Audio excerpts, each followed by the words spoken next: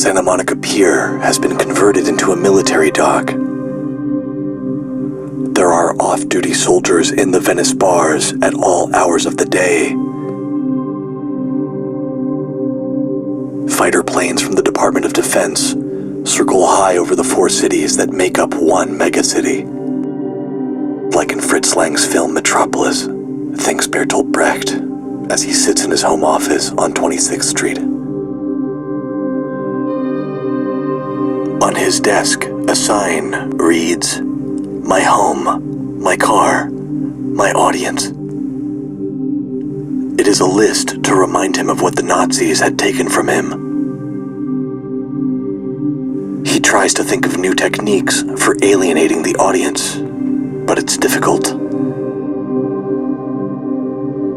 Instead, he daydreams about a utopian future in which people attend a theater play in the same way they would attend a boxing match. He envisions two actors in different colored trunks and gloves engaged in a battle of ideas. Clouds of cigar smoke catch the dim light, and there is the fantastic smell of beer drying on the floor.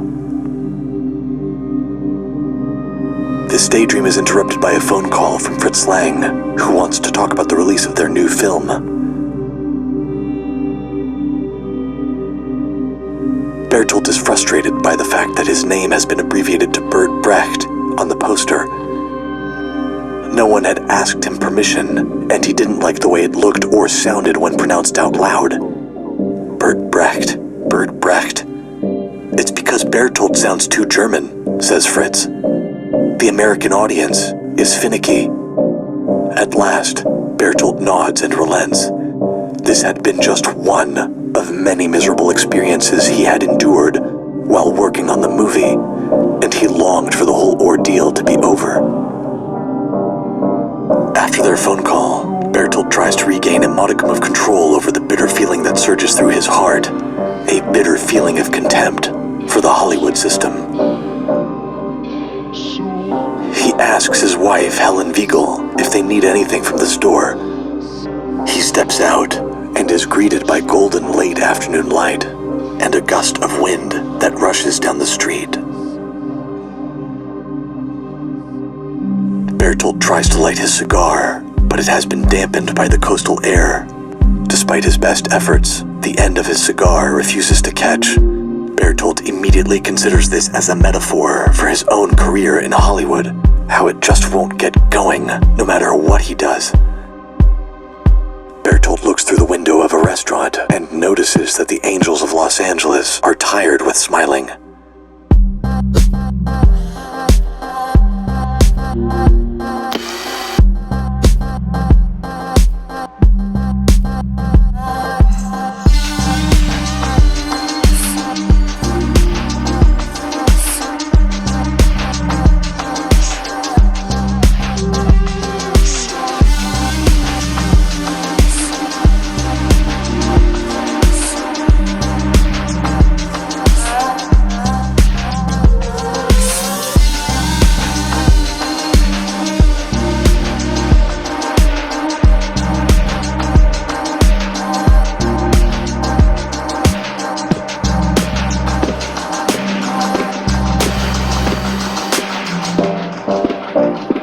One must sell everything, from a shrug of the shoulders to an idea. Did they not realize that he was the co-creator of the Threepenny Opera, the biggest theatrical success, both critically and commercially, of the Weimar era? Did they not understand that he was revolutionizing the medium of theater, that he was a genius? Bertolt wonders what it would be like to play the game as the other writers do. Swimming in the hotel pool every morning, like ducks waiting to be fed by the accountants. Bertolt turns the corner and catches sight of the pier, the ships, the cargo on the dock. He thinks about how it had already been 2 years since they had disembarked in Los Angeles with Helen, to begin what he sarcastically calls their exile in paradise. Why must they abbreviate his name from Bertolt to Bert, he wonders. How can he agree to this and still call himself a man? Bert Brecht, Bert Brecht. They may as well have been chopping his dick and balls off and slapping him on the back while they do it.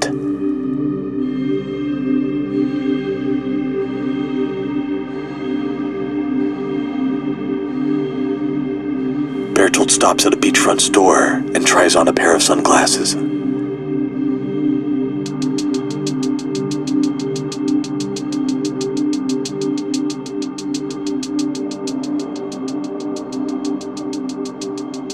In the thin rectangular mirror on top of the rack, he sees two men in suits who have just halted themselves in their momentum, stopping abruptly.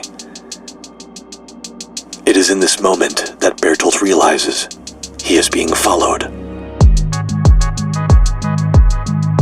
He calls out to the vendor so that he can purchase the sunglasses. This is far from the first time he had noticed that he was being surveilled by the FBI. It had been a constant factor in his and Helen's life in America. Bertolt walks briskly down Ocean Avenue, looking for a public place where he can drink and wait out the tale.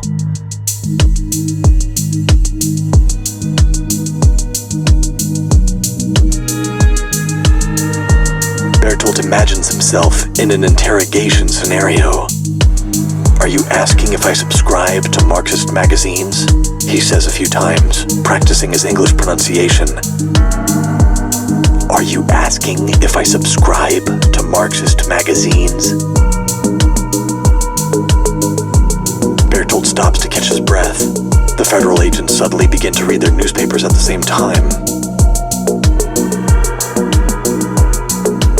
Bertolt silently jokes to himself that they are some kind of comedy duo. He starts to envision a play in which two actors play that they are actors pretending to be spies.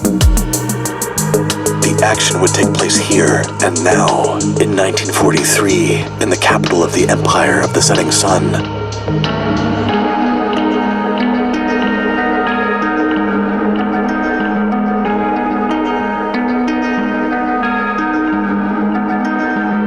Its bleached hills and impossible gardens, the endless processions of cars that roll lighter than their shadows, the oil derricks that stand by the sea.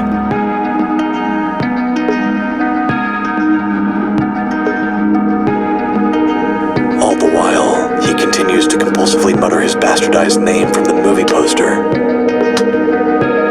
Bert Brecht. Bert Brecht. On the Hollywood Walk of Fame, there is a monument in the shape of a star for a dog who plays the lead role on a television show. There is another such monument for a cartoon mouse, a cartoon duck. But Bertolt Brecht doesn't have a star on the Hollywood Walk of Fame. There ain't no star for Bert Brecht on the Hollywood Walk of Fame. There ain't no star for BEAU on the Hollywood. Bertolt Brecht doesn't have a star on the Hollywood Walk of Fame. There ain't no star for Bert Brecht